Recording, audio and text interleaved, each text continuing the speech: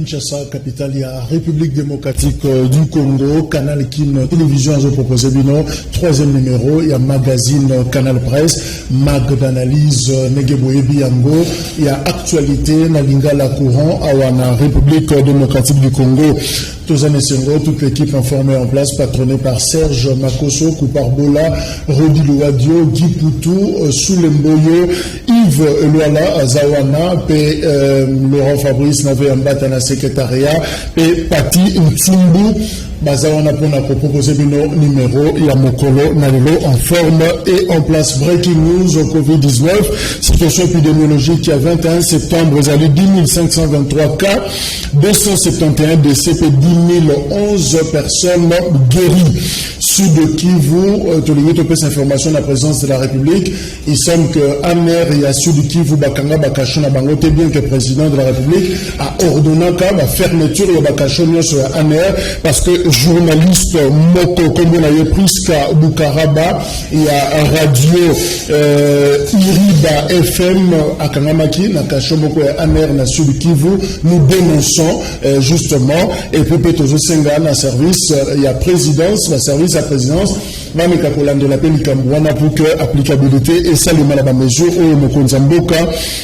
Azakozwa diplomatie boyebi ke bazo senga na ambassadeur ya Rwanda na RDC à Longwa babengana ye akende kombo na Vincent Kariga ba mouvement citoyen ba no qui marche na bango mokona lelo ko banda Wileri qui le ministère des affaires étrangères ba reporter na biso bazana terrain ba ko la biso plus de nouvelles par rapport à activité wana UNPC Union nationale de la presse du Congo congrès finalement ils a annoncé pour du 5 au 7 octobre 2020, toujours na Mwanda financement, il y a première dame Denise Nyakeru Kasonga Chilumbe, Joseph Boukar, à Nosaki, nouvelle de presse et pendant ce temps, il faut aussi annoncer que marche Mourek Salema vendredi. Commandant central qui est le ministère de la communication média, la ville de Malba, l'ancien efface pratiquement contre pour la bango campagne de dénigrement à l'endroit il y a professeur Malembe Tamandiak. Alors bango balobi baza pour s'identifier comme patriarche. Ils ont estimé qu'il y a un groupe de journalistes qui moins tendre à l'égard de la patriarche Wana. Alors groupe Wana la journaliste balingi va manifester, va marcher justement pour la dénoncer. Voilà un peu comment tableau ça pour se présenter à niveau presse et baby d'ailleurs que congrès Oyo et Lobisi Batouma Mingi Moma Kambeze Dole mais le président Chilumbe Kasonga a confirmé que le congrès allait du 5 au 7 octobre. Nasport, l'ex-coach il y a DCMP Otis Ngoma a décidé que saisir à partir à lobby jeudi instance à FIFA pour la funda d'Arin Club Motema Pembe bazana banyongonaye azana ba rilere à salaire ba futayete alors azana kanda lobby il a fallu 15 mois d'attente pour répondre à ba courrier naye alors mécontent Otis Ngoma alingi kofunda DCMP tozana Roger Boyazana biso journaliste des sports mbote na yo mbote ndeko Jacques mbote pe na ba bokula kanyo so o bazana plateau bien que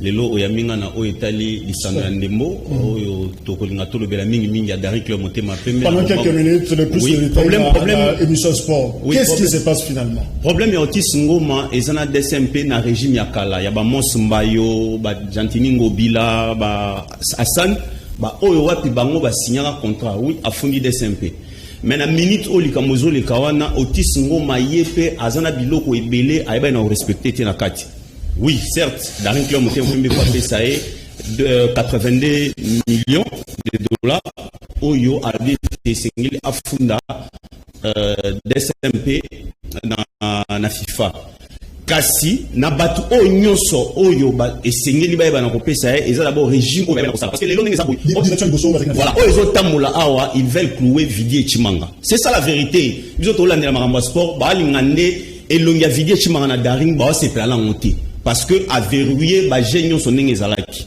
c'est ça la vérité toza ba journaliste ya sport tozo landela makambo wana yango wana omoni Otis eza 80 eza ya sikote ne fois fundaye kala nyonso o wanda ja ko zoba nyongone na kati wana atika jamais combien 82 millions de dollars ou de francs des dollars Donc o esengeli ba futaye yango wana na minute onenge za boye ayebi place ni esengela ke no sengango tango azolinga obimsango sur la place publique alandi ba norme na procédure de basenga. Mais soka fundi na FIFA conséquences des années pour la DSMP. Conséquences c'est ça que pour la abimation de la compétition africaine parce que nenge za FIFA comprendre que club na bino boye ba ko respecter d'abord ba entraîneur na bino te to ba joueur au bayaka wana le roi étranger d'office malalement vous a disqualifié. L'objectif est ça que Daring aeba na kozonga na ba compétition africaine durant période mouvement au chimanga bozala na tête ya DSMP aza capable de refuta 82 millions wana. Aza capable de refuta ngo ezaka likamu yake batu oyo wapi bazala ki wana parce que ba mbongo nyonso ne bimaki e bande ko bima. Comment voulez-vous équipe net DSMP ba no fouté là ba no zo ba joueur nyonso ba étranger bazala ki awa un hôtel oyo sur Willery mais entre Willery place du ministère de la communication Marie Larreine. Vous vous rendez compte que il y a des acteurs étrangers qui sont adhérés à Zakiwana, mais tu m'as dit que pendant que Aubin a été autorité morale, Hassan a été le président, Bangonyon sont incapables de refuter à Bajou. Il y a un problème de gestion. Donc c'est un problème de gestion. Il y a leadership. Et Zali Kamusiko Nengezaboui, papa Jonas Munkamba, Oazalo la fondateur, Oazalo Sage Watikan adhéré, Aben Abansien Wana Nyonso, Basangisa Mbongo. Et non, Vidi Chimanga. Le problème est que Vidi et Chimanga, bête noire au bazo chassé. Roger Boya, merci. Merci, Roger. Voilà, plus d'infos, Tolobela Massano, Bolandengo, un autre direct, il y a Canal Kin Télévision, à partir à 13h, Bakozalawana, toute l'équipe, pour Nakopé Sabino, détail par rapport à dossier Oyo, que vous avez soulevé, Isaac Bakoukou Mbote. Cadre na PDC, puis ensemble à Moïse Katumbi. Katumbiste donc. On a relevé sur le lobby, Chairman. Donc, on a PCK de Combote, on va faire la mission. Bien que Jean-Bertin Wanga, on dira Zolingati Kabino parce qu'ils ont la clarté. Jean-Bertin Wanga, ça qui est juste après 3 ou 4 mois, le chef est. Bon, c'est les kilos, pas Moïse Katumbi. Il m'a sur les kilotés. Les Kamuna, les Kamouza, la Tango, vous avez, vous en avez bateau. Naza grand frère, n'a même moi, le bateau, l'Imbisanga, Naza n'a possibilité morale, mais politique, les Alaka, ah, on a Congo, on a la politique, on a la loi Mbisi,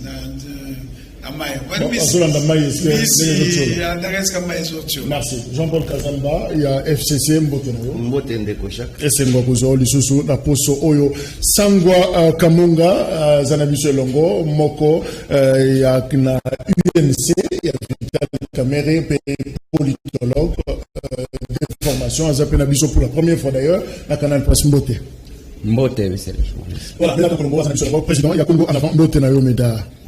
Mbote ndeko Jacques Mbote na batu nyonso baliko landa biso sinon vous féliciter pour la émission tout cela qui mercredi passé pour oyebi to lebela ke likambo ya 500 francs na 1000 francs ya parking ngolo ba ko tinoso ba parking au ministre provincial ya transport a ko escroquer ngo na misu makasi bakinois alors nakanisi ke ba biso ke non message na biso est commis. Mais ce qui, monsieur le gouverneur de la ville, ce qui va c'est là, ce qui est allé solo, talandenge bazu rond-point Willery,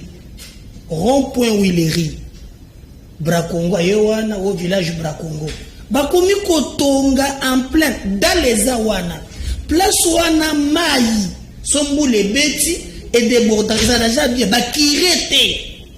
Mais Bazouya Kotonga, en fait, on veut spolier la commune de Kinshasa. C'est inadmissible. Dossier à suivre. Donc, on a pour vérifier aussi cette information. Deux actualités au Sénégal Tozongelengo. On va d'ailleurs ouvrir une parenthèse, mais c'est quand même un grand sujet. Passage à président de la République aux Nations Unies, 75e Assemblée Générale. Félix Tshisekedi à Lobaki et Fungamaki Lobito annoncé Yango à Lobaki vers 21h.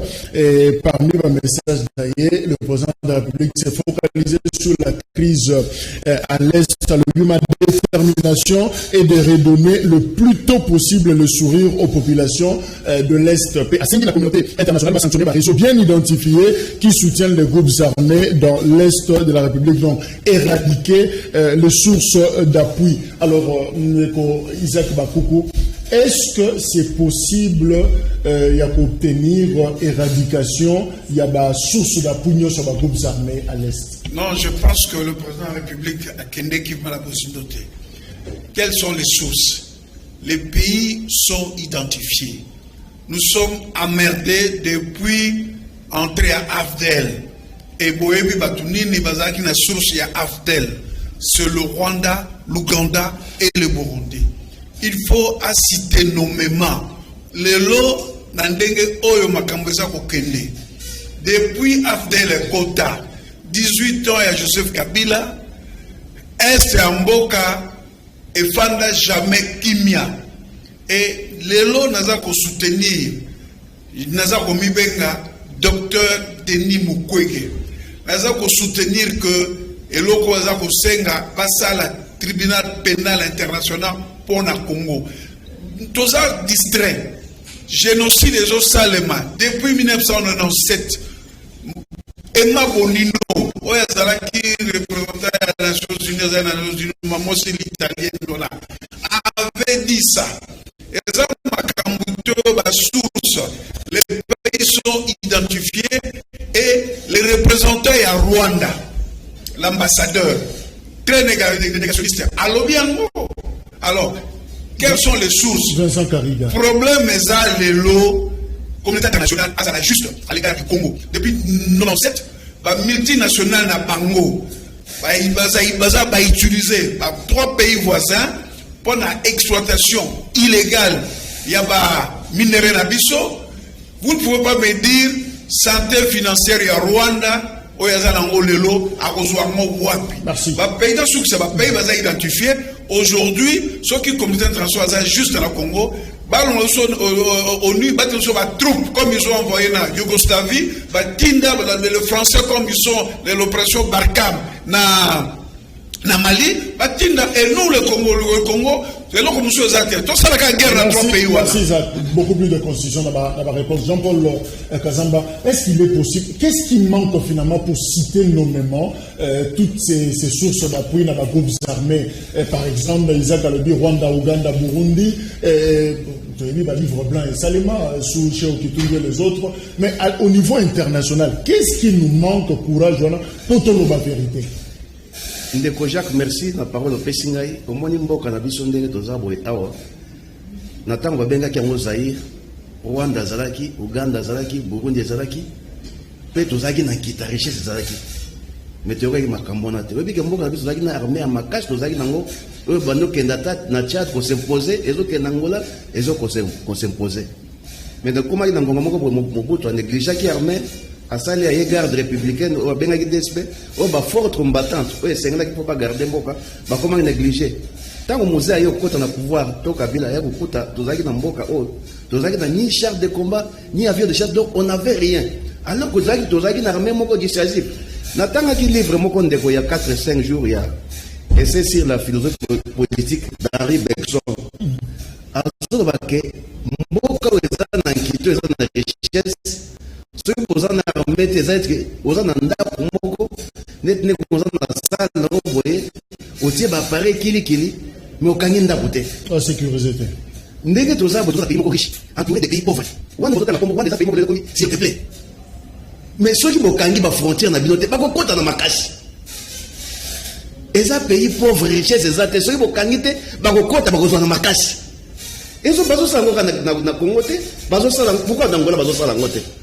Parce que Angola a se rendre compte que à un pays, à une richesse, il faut sécuriser les frontières.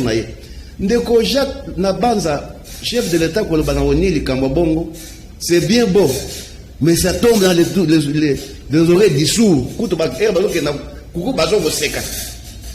Congo, nous sauver Congo, et ça, biso moko na Congo, tous en armée, ils sont à la hauteur.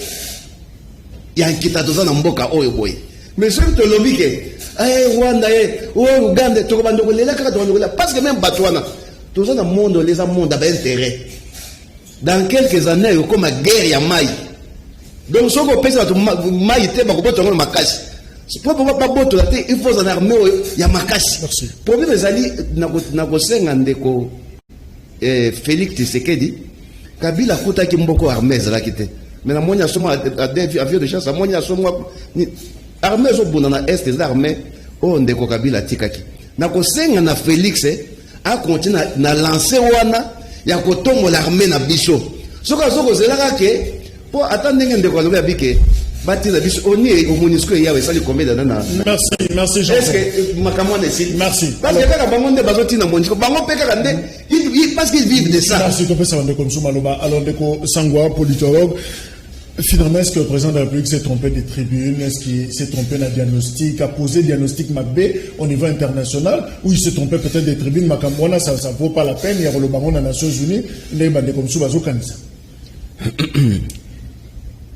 Personnellement, nous partagé point de vue en terre.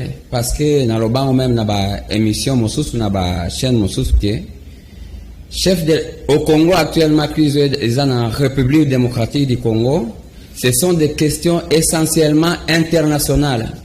Chef de l'État a choisi la voie la plus excellente, la diplomatie, parce que les lois en plein 21e siècle, que nous voilà, Rwanda des Akuna, Bicho de Zana, Mapinga, il faut tout écraser, non. Les lois au monde évoluent. Beaucoup plus la diplomatique. C'est une fois par excellence. Chef de l'État entamé. Si vous dites qu'il a cité nommément Rwanda, non, il y a des procédures. Au niveau du Conseil de sécurité, il y a des procédures. On peut déposer des documents, citer nommément les faits, mais au niveau média, à l'équipe, à paraphé tout en passant, à l'objet quelques lignes. Voilà un peu. Oh, non, mais est-ce que voix excellente au lobby awa, est-ce que ça la voix beaucoup plus efficace, parlons en termes d'efficacité, parce que c'est vrai et maintenant on les lotés qu'on dénoncer coalition Rwanda Burundi ougandaise phrase on est tout quand on a mutu mais bota résultat nini je t'informe que Makila ti le na Tongo na est et je continue autant yango na lobité voix diplomatique ça toujours voix par excellence même si Makila zotanga toko résoudre makambo na mapinga te bibuneli toko bandana na voie diplomatique ceux qui ont échoué le chef de l'État faut saisir conseil de sécurité officiellement na ba fait palpable no voilà na mboka na biso batu bazokufa chaque jour yango na yepa na bino to solo makambo ya mboka na ngai kotala ndenge nini bato nyonso bazo exploiter illégalement ba ressources naturelles na mboka na biso si ya moyen Conseil de sécurité a opposé la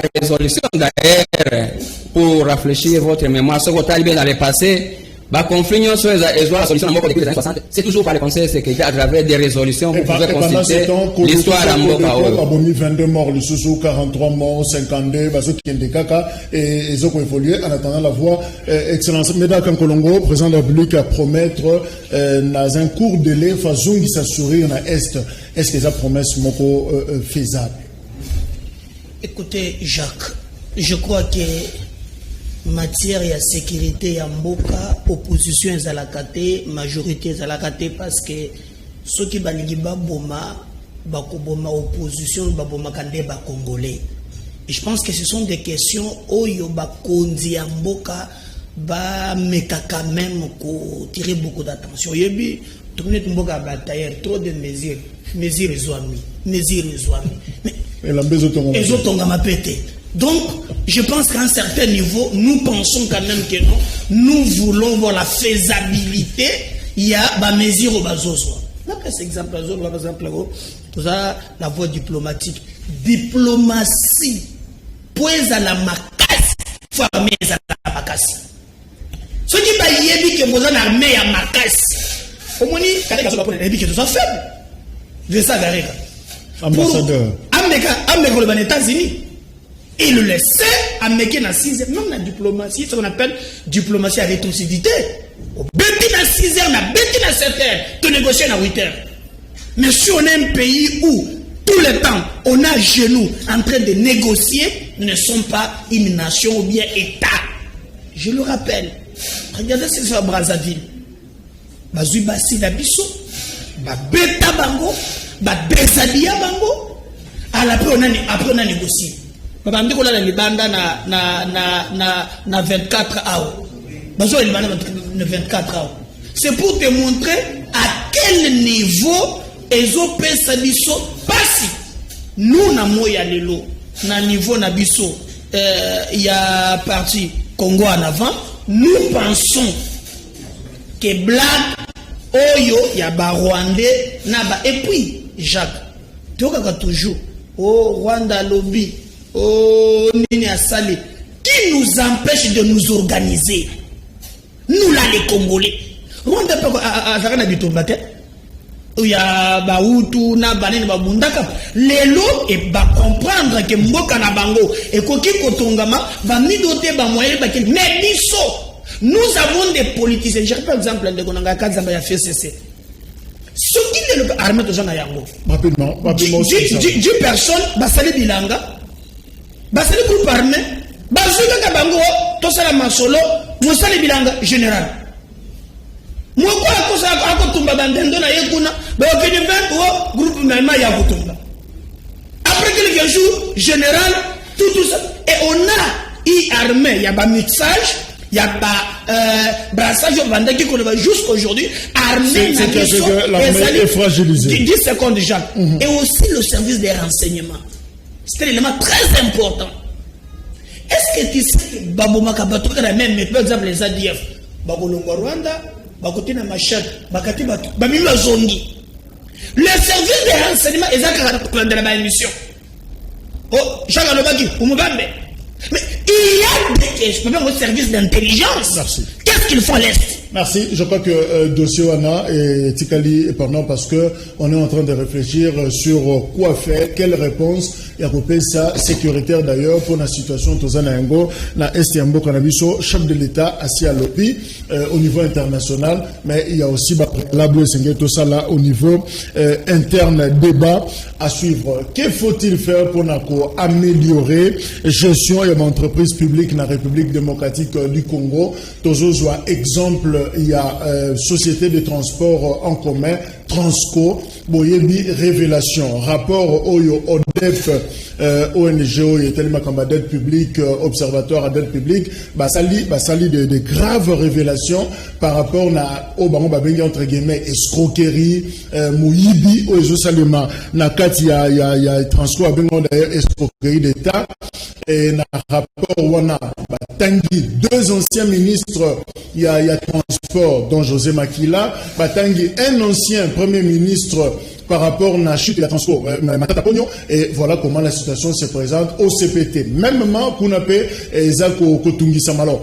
Que faut-il faire finalement pour la gestion Ezala Malamu, la entreprise, il y a Mboka Nabiso. Mais alors, Isaac Bakoukou, réforme Salamaki, copyright par Sali, nettoyage, tout le monde, moi trop d'esthétique dans l'entreprise Nabiso, mais apparemment rien n'a changé. Merci pour la makambo. On a une nation qui a été de la diplomatie. On a eu un rapport Mamping. C'est clair qui a rédigé ces rapports. Et ça, Congo, c'est l'ONU qui a rédigé le rapport. Alors, le rapport est épelé. Alors, on a rappelé le sous-sous. Pour raison de discipline, tout le monde doit risquer ça, le même exercice que yo Azonga. Sauf Zongi. On a rappelé que tant qu'on ne va pas passer à la médiateur, l'ennemi à l'objet qui ne va pas passer à la combien de divisions. Parce que on ne voulait à lobby, c'est comme ça. Il faut voir l'armée et peu pour la gestion des entreprises. La gestion des entreprises. Rien n'a changé apparemment. Mais c'est normal. C'est normal. Qu'est-ce que vous allez attendre la réforme Salamaki pendant que réforme actionnaire de la société l'opacité est fandie dans le monde. Entreprise, il y a une entreprise. Beaucoup de entreprises commerciales. Il y a des règles particulières. Comité de gestion, conseil d'administration, et puis assemblée générale. Il y a des mon colonie, parce que tant que vous avez une société à caractère commercial, Il faut remplir les règles de commerce. C'est que chaque année, il ne faut pas déposer bilan à Bango. Est-ce que ce mona Transco est déposé bilan à Bango? Est-ce que la société est à l'Assemblée générale? Rôle du ministre de la société des années. Contrôle les alters, les accords na Bango. Est-ce que tant que le premier ministre a qui appel d'offre, est-ce que l'appel d'offre fait ça la maka ou bien respecte appel d'offre à question de marché? C'est d'ailleurs ça qu'on reproche à Matata Pogno et puis à Joseph. Effectivement. Alors, le ministre, va chaler. L'entreprise na sous-tutelle na Bango. C'est dit va chaler. On a interdit, le nouveau premier ministre a interdit que le voyage, le ministre, ne sera plus jamais financé dans l'entreprise. Donc, ils ont une opacité, mafia organisée, il y a un société, il y a une société Transco, et la société commerciale, après ça, il y a des recettes. La charrue automobile est allée, la pièce de rechange va remplacer un côté. Recrutement à bateau. Non, pas ça, pourquoi Congo Airways n'évolue pas? Parce que, tu habites dans l'actionnaire, mais Congo Airways est sur population, il y a des travailleurs. Par rapport à la recette à Zossala. Transco, la même chose. La société de la mission, c'est la même chose. Ça n'a que le nom de commerce. Mais ils ne respectent pas les règles commerciales. Merci. Je rappelle qu'en 2016, donné Tozanango, Transco a 432 bus pour 29 lignes et en 2023, c'est le rapport, il y a Odette, à Tigali Gana 10, une centaine, il y a bus et une dizaine de lignes seulement. Donc, comment régression et Salim Bazo reproché Bango accumulation des arriérés des salaires, mandataires qui se fassent supprimer, corruption, magouille, escroquerie, mes gestion et ça m'a cassé. Oui, Jean-Paul Tassamba, mes gestion, c'est la caractéristique principale des services publics à Congo. Jacques, na kolingana mo mito pe sangai so kinga mo no ditono etalinga moko. Na kanisa liana réponse c'est important. Et pour la orientation il y a public. Oko sepela. Communication sur le sujet. Merci. Tika na sujet. Na lingana ba tout simplement que na ndenge toza boye na résolution va conflit sur les plans internationaux des gens va bengi diplomatie, les gens va bengi coopération, na bengi usage de la force. Na banza diplomatie nyos dossier de puisango, ça fait au moins plus des années au guerre na est aussi la tête. Guerre na est ndenge toza na ngo boye pour la soit il faut nzamba ya longa la richesse toza na Congo ou bien toza na armée mort forte et qu'on est capable de faire face par rapport ya donc faut tenir compte que au nid on neza distraction. Mais na ndenge droit administratif Jacques toza no ba benga ba entreprise na ba bengi ba établissement public. Qui dit entreprise ça va service au produire ba bien. La bengango entreprise, c'est tout ça dans la régie des autres, tout ça dans SNEL, ndengwana. Mais tes autres va bengi établissement, ça rend des services. Ils ont office de route, OVD. On est une entreprise génératrice de recettes. Il y a un service net office de route et qu'on produit un bon côté. Mais ce qu'on fait peut-être il faut que tu aies un gouvernement. Parce qu'il y a un point fonctionner, il faut qu'on appelle ça un bongo, basa misala. Ce qui basali misala et sili. Il faut appeler ça un bongo, basa manger, basa boire, basa boire. Mais nous avons des entreprises qui produisent des biens. Nesnel, par exemple, la zone courant, tina libanda mboka. Alors, ceux qui gestion les emballants, il faut que tu aies un niveau de comité de gestion. Nakanisi mboka nabiso ici, c'est quoi ça simple slogan, mon frère. Au moins, on a chaque fois. Lorsqu'on parle de l'état des droits, état des droits, il y a au moins, il y a par exemple. Où ils allaient entreprises pour produire bien. Donc, ils ont coach tambongo. Mais tu sais comment on a tantôt ce que bâtir les gens dans balabala pour pas y avoir quatre courant. Il suffit que c'est moi à ça parce qu'il est mal payé. Parce qu'il faut voir ça aussi. Pour mettre à niveau, il y a autant le comité de gestion. Il y a autant de comment ils sont payés? Parce que c'est pour vous dire que dans Nyon Sowana et Sengelike, état de droit, qui dit état de droit, et l'ingoloba. Moutassali même va kanguer, mais qui dit état de droit, et l'ingoloba peke. Écart de salaire de la clientèle. Ça dit, moi, mon cas d'entreprise, moi, comme vous par exemple, $5,000, moi, je $50. Alors que, bah, on me balai basse, on côté à Wenzemoko. Donc, il faut l'état de droit que les chefs d'État est en train de prôner aujourd'hui. Et ils ont la multisectorielle, ils ont l'accès à mon côté. Donc, la macamunion, les salaires et ça fait partie de l'état de droit. Nous sommes par exemple là enseignants, à $80 américains. Nous sommes quelque part à $2,000, $3,000 dans un même pays, au Bakota a marché. Ça, c'est tout, mais sauf un état de droit. Donc, on a besoin pour résoudre ces problèmes, état d'entreprise, et par exemple, les autres amis, au niveau du comité de gestion, comme boutique maintenant, côté la paix, les subalternes. Les subalternes qui sont là, ils ont la caisse. Mais moi, voilà, comportement recommandable. Voilà, 2013, la escroquerie d'État au bazo reproché na Transco, montant loué na gouvernement par mois pour na bango $900,000, mais consommation réelle les a $300,000, donc détournement même il y a la recette, vente à ticket et les a salema entre DAF, directeur administratif et financier, au babenga na Transco, autorité morale, trésorier na bango bazo benga l'argentier, chef comptable na bango bazo benga trésorier éternel. Voilà, bangonde selon rapport wana bazo kweisa finalement Transco. Alors ndeko Sangwa, le problème c'est à quel niveau? Et à un niveau responsable de l'entreprise wana to les problèmes c'est à un niveau de contrôle au niveau gouvernemental. Ok, n'a apporté un élément de précision parce que les lois concept y a entreprise aujourd'hui existait selon la réforme oyo qui initié concept entreprise existait, c'est là nous devons faire beaucoup d'attention. La réforme on a transformer ba entreprise mususu ba ciblage ba domaine énergie ya mine na transport ba entreprise nyon sonya se transformer ki yango azobenga ba société commerciale. Signal régime des entreprises pour un élément de précision, on a précisé. La société commerciale, on a basé assemblée générale. La carte assemblée générale, on a constitué, si je ne me trompe pas, dans 5 ou 4 personnes. Il y a un représentant du gouvernement, un représentant de la présidence de la République, un représentant du ministère de la Finance, un représentant du ministère du budget. Ils sont là pour vérifier le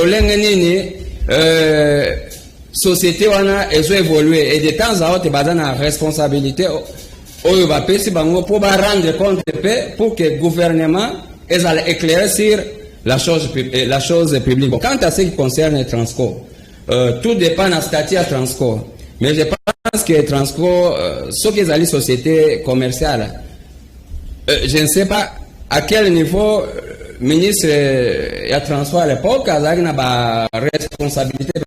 Je dis bien dans le cadre de la réforme de la reporté. Bon, ce qui est établissement public aujourd'hui pour un élément de précision encore, comité de gestion n'existe pas ce concept-là. Tout ça, il faut s'habituer. Il y a ce qu'on appelle la conseil d'administration de l'établissement public. Il y a la politique entreprise. Il y a une orientation. Entreprise conformément à l'objet social, il faut atteindre. Mais PCA n'a pas besoin de compte à rendre. Bien sûr, le ministre à transport, c'est lui politiquement, c'est lui qui est responsable devant le Parlement. Si les faits s'avèrent vrai qu'il y a des détournements, je me réserve, je n'ai pas d'éléments là-dessus. Okay. S'il y a des audits et ça, ce n'est que normal. Le vrai responsable va répondre devant la justice. Mais le problème, c'est la responsabilité aux apprenants, peu importe forme qu'on soit, mais ce qui est vrai, c'est que c'est un mboka. Ce qui est 490 et c'est que 100. Je me dis que ça va compliquer. Les autres au la balabala, au transport, au monde, on était plus 207 des ébélés. Alors là, ça pose déjà le problème. Mais là, quand Colombo, finalement, et nous, nous avons ça pour relever l'entreprise Nabiso comme un bongo parce que finalement, ils ont mis sur la maladie. Non, oyebi côté wana na lobaki il faut appuyer à lire Oyo président de la République a memi pour na kosengaka bakonzi basala ka devoir ya redevabilité. C'est que tué ce pays pendant les 18 ans. Il y a bateau, il y a FCC, bateau, il y a Kanyaka. Donc, on peut, par exemple, avoir un transport. Quel est le ministre du Commerce extérieur? On a dit que syndicaliste moko ko bato bela mingi bali ko bundela heureusement ba yokibiso bakangisa ye batikiye abimili banda benga pona commercier biso okokuta ke il y a ce qu'on appelle mbongo ya redevance minière 5%. Quand je dis 5%, on est yaka ba yaka na franc et quand on data bureau na basak plein ce qui est yé okomona ministre au monde les gens ici à Kenda zonga lingaka wana et ça blague te à cause 2.5 atinyango cabinet 2.5 et télescope pour les travailleurs bas secrétariat banja à kolemba wana te à 2.5 ba travailleurs wana abendi bango 0.5 asuki wana te azumo mo bengo ya mekiriani abendi lisusu oh mekiriani za na budget de l'état. Tu vois que les gens bateau bazo kamba bakota molimo ya mbongo ODEP na IGF batala ce qui se fait dans le commerce extérieur na magondo ya redevance minière ya boire à manger tout est dans Transco. Ça c'est très grave. Je rappelle d'ailleurs que Transco a reçu un message ébélé vers Mbatazana Laurent Fabrice. Pour le message sur Transco, ça valait la peine de le bela. D'ailleurs, Makobenga déjà Montozero sur Jack Bauer de Kobenga. Déjà non. À Boïka, Combo Ilenga Boïka. Le question est Bauer. Ah, viens Bruno, nous commandons de Bengazinga. Boïka. Est-ce que tu comprends Boïka? Mais regardez, bah initiative nyonso matata mponyo initia ekufi bazio ya bilokos nyonso par terre affaire bilokos c'est raté bon affaire ya kao un pays comme le Congo biloko ya kao ça avion bilokos c'est là na bomba bon continue de gagner ton parce que alors ozomona ozui Transco yango comment beaucoup c'est la société na conception na yango et là que mon tokotibis na mimosa ayev la kofuta 500 francs et c'est l'état mon totier la société carburant c'est mal concis donc voilà donc société yango moko et ali ko s'organiser et ça c'était mal concis Bukangalon nous n'en parlons pas mais oya ye moko atonga université mapone école ekufate. Donc, mon tomo a cela qui est salué que non, à l'ONU Massango na Bukangalonzo et Boti Université na Maniema. Mais pour la chute Gamenga Zolo Batamu Keke Batunyon. On commence par exemple les Kambouya vignettes. Non, c'est ça par là. Vignettes. Vignettes, Jacques, qui sont baka vignettes. Oyema kake vignettes, et ça la gérer na ville te. Bakamatos, Matelango à Libanais, Bakobelango, auto-juste. L'argent que les Kinois contribuent, et ces Libanais qu'on appelle auto-juste exploitent les vignettes. Donc les recettes de l'État est composée par individus sans fond ni loi.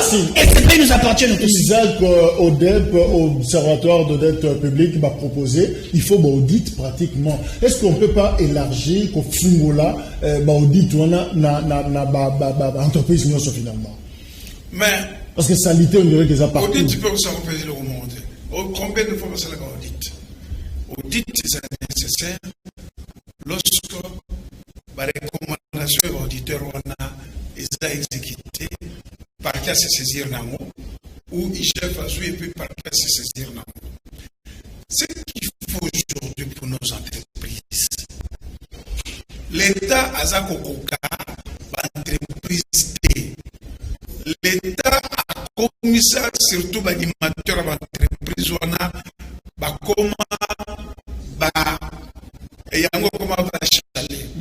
voilà ce qu'il faut faire. Aujourd'hui, système économique mondial est balouka. Il faut maintenant tout bien la société mixte. Va ouvrir l'action. Ouvrir va représenter à l'État, à l'entreprise Wana. Mais jamais, Comme sous bilan, il faut ça publier dans le journal officiel. Est-ce que bilan, il y a Transco et puis ils ont publié dans le journal officiel. Bilan, il y a Bukangoloso. Donc, ce qu'il faut faire aujourd'hui, que ce que ça mouille, le la Transco est malade. Qu'est-ce qu'il faut faire? Transco est la besoin à combien? Parce que la opération et souscription et bon de trésor pour remplir la banque centrale. Parce que la paix, opération et souscription d'appel d'action. Transco est la besoin à combien? 10 000. Ok. L'État, on a un pourcentage. L'État, on a besoin de participer dans combien de pourcents? 15-20%. Ok. Citoyen, action $1. Partage à la responsabilité financière. Voilà. Action $1. Deuxième chose, il faut passer à parce que le bureau pour l'étude a sélectionné la gestionnaire. La comité de gestion pour le conseil d'administration, l'Assemblée générale. Parce que tant que l'Assemblée générale annuelle au Salema, la mission, chaque année, ils doivent rendre compte. Merci. De 1 franc, 2 francs et seulement c'est cette manière-là qu'on va éviter la solution. Est-ce que pour le nouveau gestionnaire, ESAP et Loco, et changer quelque chose dans l'entreprise de la Bisso, bon, on a au moins 2 ans d'émission, il faut qu'on y ait expliquer, on ne va pas comprendre, parce que ton émission est très suivie. Merci. Au moins, on a présenté des politologues dans le plateau de Kaki. On a vu l'université à campus depuis ça fait 10 ans. Je suis aussi politologue. Alors, et là, on va bien il y a grand service public. Ça fait au moins 19 ans avec les frères professeurs Wembi Kaketi. On va bien entreprise et services, ils ont produit pas bien. On a pris exemple la SNEL, on a pris exemple la régie des eaux, ils ont produit. Mais on va bien établir ça, produire, mais ça t'arrête des services. Tu vois, par exemple, l'hôpital général, tu vois, l'université de Kinshasa. Dans le cas de l'entreprise, tu vas bien une société commerciale, c'est-à-dire ils ont produit pas bien, ils ont l'autonomie budgétaire. Ils ont produit mbongo dans Moussa, ils ont ça. Na kati ya entreprise on va bengi conseil d'administration de Kwalobi na kati ya conseil d'administration bazara na assemblée générale zaka une fois par an où ils ont réunir directeur général et on va bengi président du conseil d'administration ils ont réunir l'administrateur na actionnaire nous na kati soki ezali société d'économie mixte. Après tout ça va bengi comité de gestion. Qui dit comité de gestion ezali ils ont gérer entreprise au quotidien. Na kati ya comité de gestion des alliés toza na dafe toza na disons toza na par rapport na ndenga entreprise toza na directeur général toza na directeur technique par exemple toza na bengi directeur administratif finalement ba bengi daf wana na bengi comité de gestion de ça musala au quotidien ngwezande net gouvernement ya entreprise tandis que bengi conseil d'administration zaneti auto bengi assemblée net parlement nango yango nde basanganaka mpo koyeba ndenge nini mosala ezotambola na ndenge ya nini mais moto azotambusa mboko koje ezali babengi comité de gestion ezali chapeauté par le directeur général. Voilà la droit administratif aujourd'hui ça fait 19 ans na iniki. Problème majeur awa mon frère, est-ce qu'il faut bouger les hommes? Problème eza ya bato te po meza ya système mboka pour marcher oyebi ke na ndenge toza boyawa les ces oiseaux rares là qui viendront bakoya pe komona ndenge bato liboso basala ndenge basala bango eloko te ndenge basala ba villa ndenge basala de gauche à droite. Le problème c'est de la justice, que la justice fasse son travail. Le problème c'est que l'Assemblée nationale aux organes de contrôle qui doit contrôler même les entreprises fasse son travail.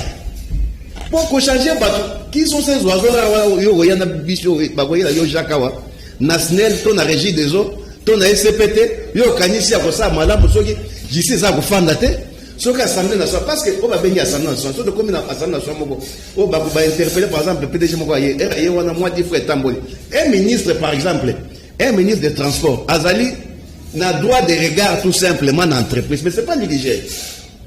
L'entreprise est gérée par les conseils d'administration et les comités de gestion. Les ministères n'ont qu'un simple droit de regard par exemple la transport mais la gestion dans le quotidien c'est les comités de gestion et les conseils d'administration. Moi, je pense que nous avons des organes de contrôle qui est comme l'Assemblée nationale.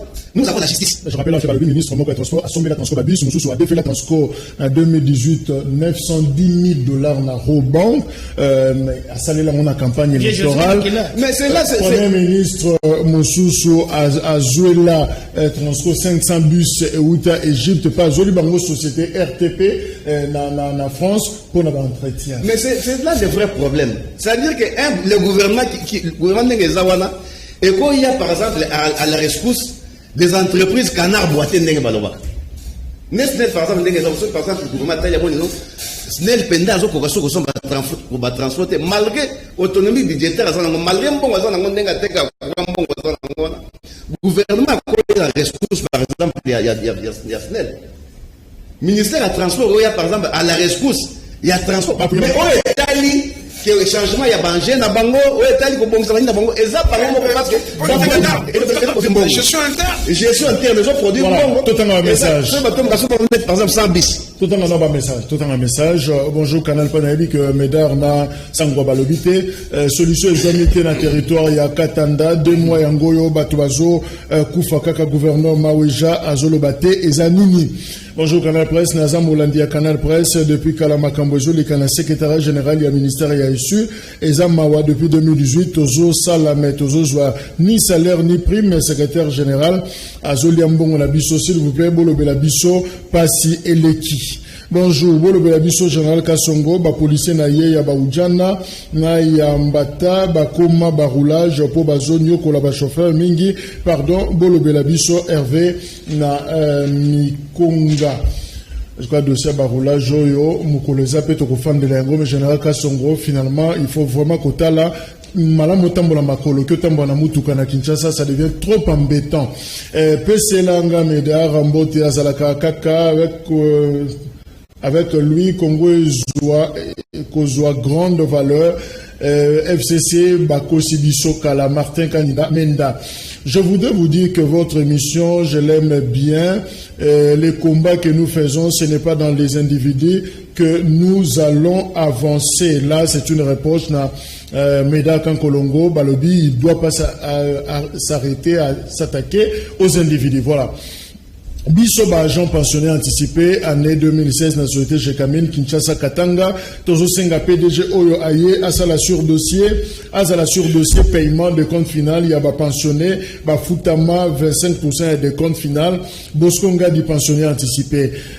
Bonjour tout le monde de FCC Mawa soki Kabila tikaki armée ezali armée ya Kabila teme armée congolaise comment kokumisa mutu na lolenge Oyo Félix akuti armée ya mboka ya individualité. Bonjour, Yebisa Molobeli ya ba papa na biso ba policier Meda abwa kalisusu epai ya général de la Kanyama papa nanga batangi kotika la caprice d'armes tilelo bazo bimate. Alors ba papa bazo qui formation et puis finalement prise d'armes ça mette po bazo ngela musala amani na binza. Et c'est qu'il va inviter Balanda, Bansoto Ebite, Neloko, il y a Mobutu voisin, mon côté, Azalaka, Kosakanazaï, Bissomokonde, Toza, Bisomoko to démobiliser armée. Voilà. Topesi Mouzito raison, Rwanda Bazali, Koyana diplomatie, mais pourquoi Bisso Tozali Koluka diplomatie, Kuna Batu Bazali, Kosila. Merci Anton Alemba.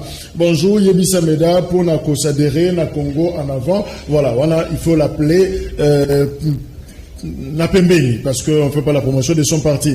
Bonjour à toute l'équipe de Canal Presse, meilleure émission du moment, félicitations, malgré la mauvaise connexion, mais c'est normal car c'est la RDC.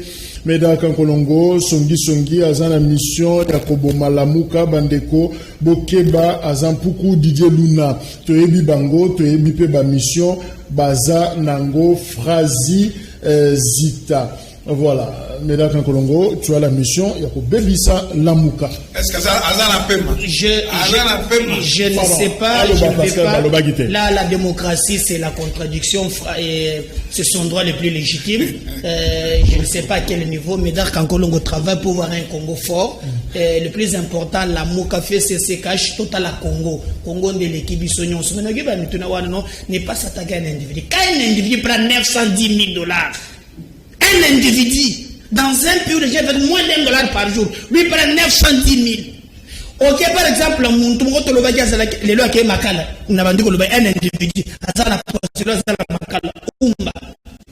il prend les travailleurs, 8 mois d'arriéré. Lui prend 3 autres. C'est inadmissible. Moi, c'est ce que je peux dire aujourd'hui. Il y a les individus en armée, bazakana syndicat, bazakana $9 na bango ya ration à chaque jour. Et moi, on a caté. Individu montant. C'est résumé. Donc, ce que moi je peux demander aujourd'hui, solution, et ça un, bazouaka bafis maison, na entreprise nyonso. Okoke kokendete, omemi na senel, ou amena ali atundu. Makambo kuna Italie, azaka mikolo porte-parole à MP. Kabila Kozonga. Kabila Kozonga. Mais na zone sur ba entreprise publique. Kabila Kozonga, okende na ligne Martin, omemi Lambert Mende.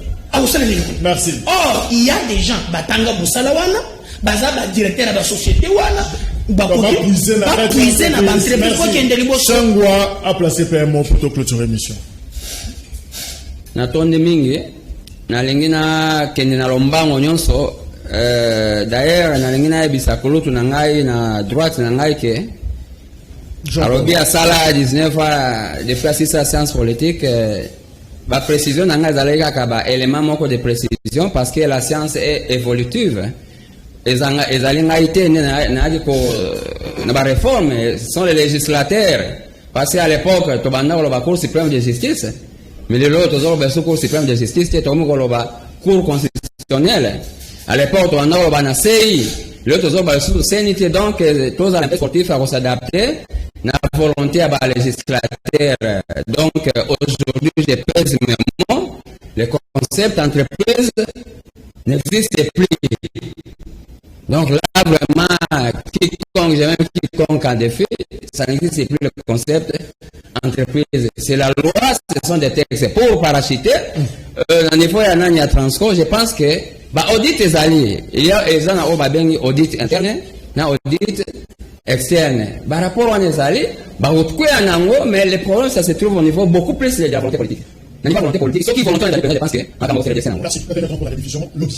Au revoir. Je suis le